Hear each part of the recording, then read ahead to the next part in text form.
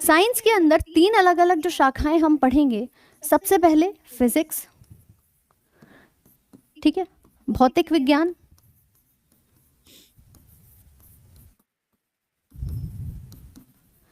दूसरी आती है केमिस्ट्री, रसायन विज्ञान, जिसमें आप पूरी केमिस्ट्री यहाँ पर कवर करते हैं, और तीसरी रहती है हमारी जीव विज्ञान, जिसे कहते हैं बायोलॉजी, जिसे कहते हैं बायोलॉजी।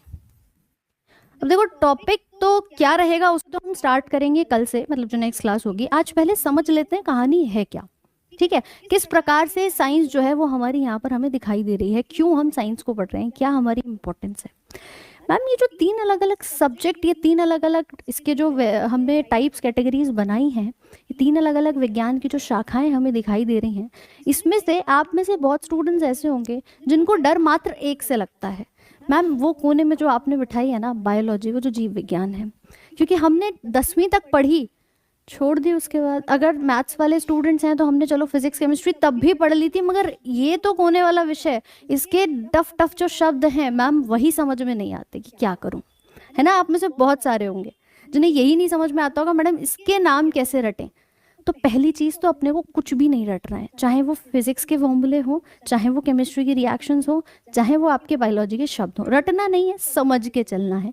जब कॉन्सेप्ट हमें समझ में आ जाता है, जब थ्योरी हमारी समझ में आ जाती है, तो फिर सवाल करने में ना मैम बड़ा ही मज़ा आता है, बड़ा ही आनंद आता है। तो जब हम इन 3 अलग अलग शाखाओं को पढ़ेंगे, इन तीनों शाखाओं में से जैसे हम बात करें कि मैम साइंस के अंदर आपका जो सिलेबस है ना, उस सिलेबस में देखो, अब आपने एसएससी सीएचएसएल का सिलेबस देखा, आपने सीजीएल का सिलेबस देखा, या आप रेलवेज या कोई भी अन्य एग्जाम देते हो, तो साइंस के अंदर एक स्पेसिफिक वेरिफिकेशन आपको, मतलब एक अलग से कैटेगरी लिख देते हैं कि एवरीडे साइंस।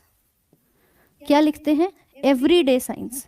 रोजमर्रा की जिंदगी में जो आप डेली लाइफ साइंस देखते हो, एवरीडे साइंस या डेली लाइफ की साइंस, आप जनरली देखते हो सिलेबस के अंदर कुछ ऐसा ही लिखा हुआ हमें मिलता है कि क्या है ये डेली लाइफ साइंस। मैम ये तीनों सब्जेक्ट ऐसे हैं, ये तीनों विज्ञान की शाखाएं ऐसी हैं जो मुझे अलग अलग तरीके से हेल्प कर रही हैं। हेल्प कैसे कर रही हैं? मैं अगर खाना खा रही हूँ तो मेरा खाना पच रहा है, ठीक है, बॉडी के अंदर बहुत सारी रिएक्शंस हो रही हैं, खाना पच रहा है, मेरा दिल धड़क रहा है, मेरी बॉडी के अंदर अलग अलग क्रियाएं चल रही हैं जीव विज्ञान की मदद से, कुछ केमिकल रिएक्शंस हो रही हैं केमिस्ट्री के अंदर आप देखते हो, ठीक है, आप मोबाइल यूज़ कर रहे हो, आप ये क्लास देख पा रहे हो, आपके घर में लाइट जल रही है, ये सब क्या है? ये रोज़मर्रा की ज़िंदगी में जो हम साइंस का यूज़ देखते हैं। तो मोस्टली अब जो आप लोग देख पा रहे हो सिलेबस के हिसाब से, आपके सवाल यहाँ से बहुत बनते हैं कि मैम किस तरीके से हमारी ये जो डेली लाइफ साइंस है ये हमें हेल्प कर रही है, ठीक है। डेली लाइफ साइंस यानी रोज़मर्रा की ज़िंदगी में हम घर में खाने का सोडा इस्तेमाल कर रहे हैं, पीओपी क्या है, वॉशिंग सोडा क्या है, जिप्सम क्या है ना, किस तरीके से हमारा खाना पक रहा है, हमने खाना खाया तो कहाँ खाना टूट रहा है, हमें एनर्जी कैसे मिल रही है, हमारे प्रोटीन्स कैसे बन रहे हैं, बॉडी का विकास कैसे हो रहा है, हार्ट अटैक क्यों आ रहा है, मोबाइल ख़राब क्यों हो रहा है, ये बेसिक चीज़ें, ये सब हमारी एवरीडे साइंस के अंदर आती है। मैं एक एक करके आप लोगों को यहाँ पर डिटेल में बताऊंगी कि भाई क्या क्या चीज़ें हमारी देखी जाती हैं। अब मान के चलो मैम बेसिक एक इंसान है, यहाँ पर कोई भी जीव है, कोई भी लिविंग ऑर्गेनिज्म है, ठीक है। सबसे पहले बायो की यहाँ पर बात करते हैं। हम कह रहे हैं कि मैम ये जो शाखा है बायोलॉजी, जीव विज्ञान, अगर मैं हर एक चीज़ के वर्ड्स को समझना चाहूँ कि आखिर ये आया कहाँ से, किसने इसकी खोज करी, कहाँ से हमें वर्ड की उत्पत्ति हुई, तो बायो और लॉजी यानी कि 2 अलग अलग शब्दों से मिलकर के बना हुआ है, बायोज प्लस लोगोज, या इसको लॉजी पढ़ते हैं, ठीक है।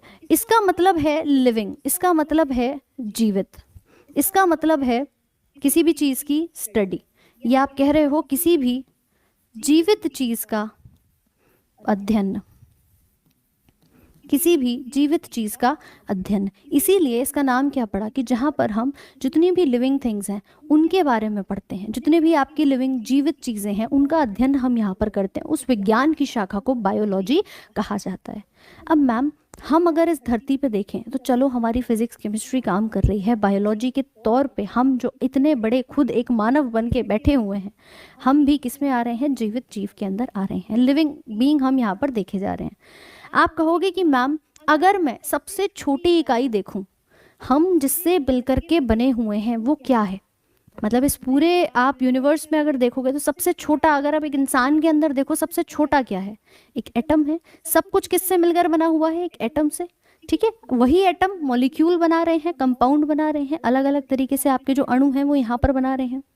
हाँ, ट्रिक से पढ़ेंगे, पहले समझो तो कि पढ़ना क्या है। अब तुम्हें तो कुछ भी नहीं आता, मैं तो ये मान के आपको पढ़ाऊंगी ना कि आपको तो कुछ भी नहीं आता, आप बिल्कुल बेसिक से पढ़ रहे हैं। अब मैं अगर मानव की बात करूं, इसी मानव, इसी जीव विज्ञान की, इसी बायोलॉजी के खोजकर्ता अरस्तु साहब को कहा जाता है। क्या किया था अरस्तु साहब ने, इसके जो जनक हैं वो आपके एरिस्टोटल, हिंदी में उनको अरस्तु का नाम देते हैं। ठीक है, ये क्या कहे जाते हैं, फादर ऑफ बायोलॉजी कहे जाते हैं।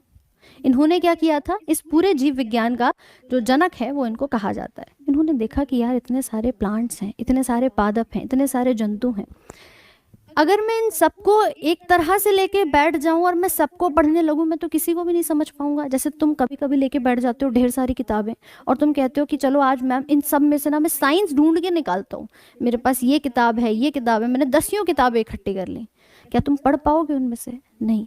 हमें क्या करना होता है, हमें डिवीजन करना होता है कि चलो ठीक है, सबसे पहले हम इनको अलग अलग कैटेगरी में बांट देते हैं। इन्होंने भी कुछ ऐसे किया। इन्होंने देखा बहुत सारे जंतु हैं, बहुत सारे यहाँ